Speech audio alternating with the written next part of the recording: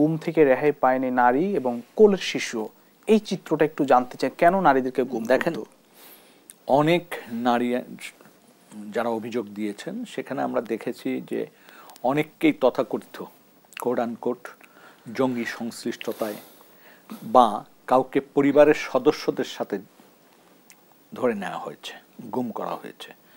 এমনও হয়েছে যে স্বামীকে সিটিটিসি 4 তলায় রাখা হয়েছে, স্ত্রীকে হয়তো নিচতলায় রাখা হয়েছে একই বিল্ডিংয়ে, এবং তাদেরকে মানে ইন্টারোগেট করেছে যথারীতি। এবং একজন নারী ছিলেন যিনি প্রেগনেন্ট, সন্তান সম্ভবা, এবং তার 1.5-2 বছরের সন্তানও সাথে ছিল, এবং এই সন্তানকে দুধ দিত না, দুগ্ধ পান করতে বাধা দিত, এবং সন্তানের সামনে মাকে পুরুষ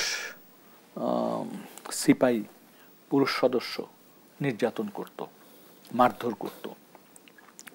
আবার কথিত জঙ্গি সন্দেহে পুরা পরিবারকে উঠিয়ে নেওয়া হয়েছে এবং পরিবারকে বিচ্ছিন্ন করে রাখা হয়েছে বিভিন্ন জায়গায়, হয়তো একই বিল্ডিংয়ে অথবা অন্য কোথাও।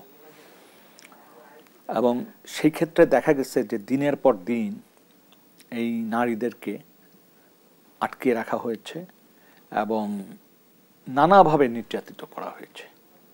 এবং সবচেয়ে বড় ব্যাপারটা হচ্ছে, যখন আপনি শিশুকে বিচ্ছিন্ন করে ফেলেন মায়ের কাছ থেকে অথবা দুগ্ধদানে বিরত রাখেন, এইটি আপনি একবার কল্পনা করে দেখেন যে আপনার কোনো স্বজনের সাথে এরকম একটি ঘটনা ঘটছে। আপনি কল্পনা করে দেখেন যে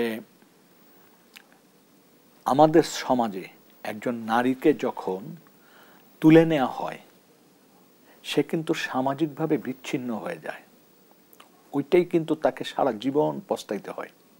আর সেখানে দিনের পর দিন, মাসের পর মাস আটকে রেখে জিজ্ঞাসাবাদের নামে নির্যাতন করা, বাচ্চাকে বিচ্ছিন্ন করে রাখা, এবং প্রেগনেন্ট একজন মহিলা তাকে রাখা, কষ্ট দেওয়া, নিপীড়ন করা, নির্যাতন করা, এটা কোন সময়ের সাথে, কোন শাসকের সময়ের সাথে আপনি তুলনা করবেন? সেই শাসকের চরিত্রটা কি, এটাও আপনাকে বুঝতে হবে।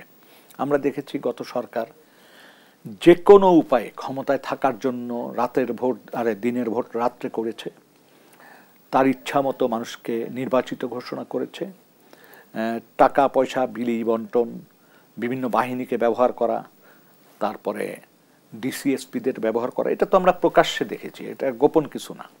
তার মানে কি, তিনি তার ক্ষমতাকে কুক্ষিগত করে রাখার জন্য এই কাজগুলি করেছেন, এবং সেই সাথে তিনি ভয়ার্থ পরিবেশ সমাজে জারি রাখার জন্য, বহাল রাখার জন্য এই ধরনের ক্রস ফায়ার, এই ধরনের মানুষকে গুম করে রাখা, মানুষকে হত্যা করা, এই কাজগুলি দিনের পর দিন করেছেন।